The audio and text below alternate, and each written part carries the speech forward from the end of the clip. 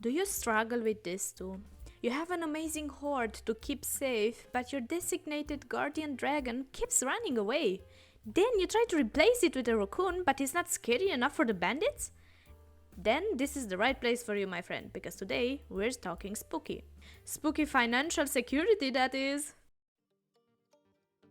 For all my videos, I always prepare a sketchbook spread, and this one is no exception to the rule. This way I can plan my projects in time, and I make sure I don't have to improvise much during the actual creative process. I still end up taking creative liberties during the actual process though, so don't expect me to actually stick to the plan. For this project I planned a fairly simple design. A classic look on a human skull with the well-known slit on top and 2 removable golden coins to cover the soulless socket. Alrighty, that was one of the shortest planning sessions I ever had. Let's check out the prime material. Meet Jack. The name may not be very original, I know, but it's a classic still, so why repair something that's not yet broken?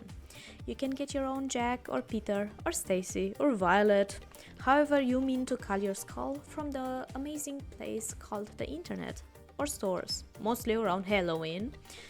Just make sure yours is hollow as well. I've had Jack for almost 7 years now. It's a staple in my house and it was a gift from my granny. I'm wondering where she got it from. Anyways, I think now it's finally time for a little makeover, so how about we start with the cleanup? First, let's get out the brains. I see you have money on your mind already, Jack. Well, after that very bad pun, I used some alcohol wipes to clean up the dusty bones. And I also used a mini toothbrush to make sure his teeth are clean as well. Remember to floss. Next, we bring out the multifunction tool. I am attaching a sanding drill to the head, and I am only lightly sanding this bad boy, so Zenithal Primer coat will properly stick to him. I will tell you what a Zenithal Primer coat is in a second. Patience, your time will come. Because sanding can be messy, wear a dust mask and some protective glasses. Really. Safety first, guys. Safety first. I covered my working space in baking paper so I can throw it away safely without making much of a mess. For this specific project I had to change the head of the sanding tool a few times, and I even went in manually because the plastic was very soft and kept melting every time I used the tool.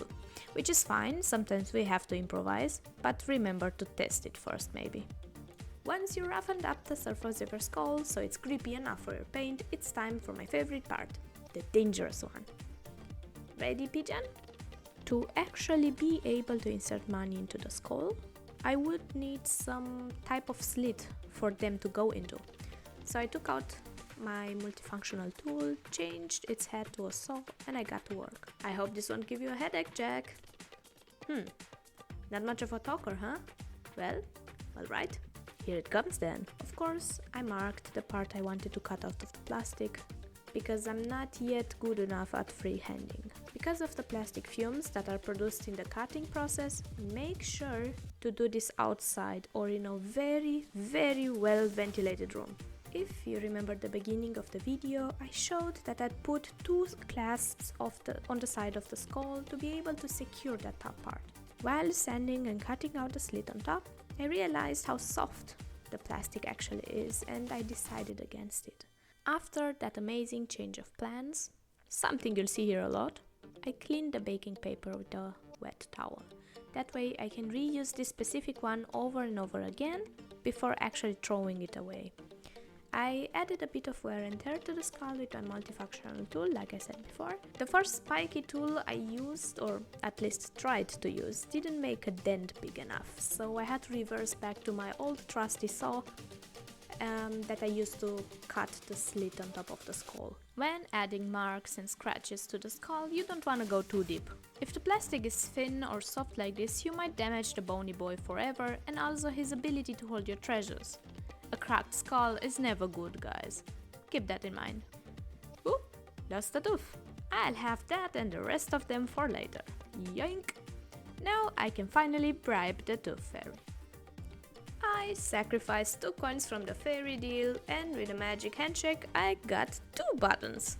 Now I want to use these for the eyes, but it looks a bit small to me. Let me just... Oh, that looks about right. Cool, let's send it. Whew, that was enough sanding and sculpting for a lifetime. Let's look at our bones one last time before I prime them nicely. You can see the wear and tear I made and the cut I gave Jack into his eye socket. Look, Pigeon, you match! I completely removed the teeth, as you can see, and safely stored them to be sanded and painted off camera. Now that zenithal prime I told you about earlier, it's pretty simple. First coat, it's black or a dark color. The second coat goes only on the parts that will be usually hit by light, and it's usually white or a very light color. This is a simple and fast way to simulate natural light, and it gives you an easier time painting later. Now we bring on the brushes and the colors. This is actually one of my favorite parts of any crafty project. I get to sit down, relax, and let the paint flow while I listen to some music.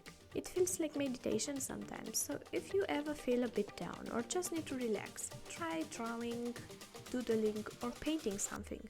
It doesn't have to be good, it only has to make you feel better. Art can do wonders for the mind. Enough talking now, the first few layers of paint are done. You can see I used an off-white and creams to honor the original color of the skull. Add washes in the nook and crannies of the skull to add depth.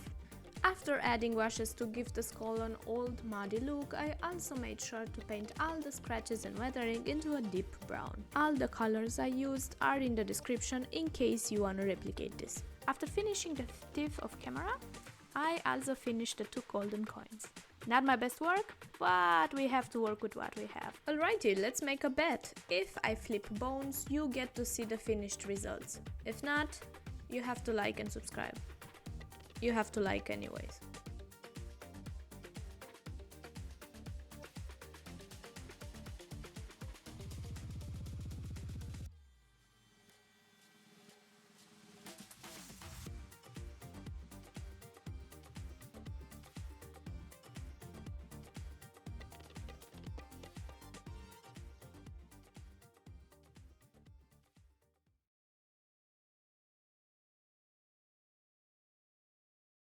Alrighty nerds, that was the video for today. Pigeon is already saying goodbye. Stay tuned for our Halloween special where I show you why you're carving pumpkins wrong and how to have fun with it. Ember out.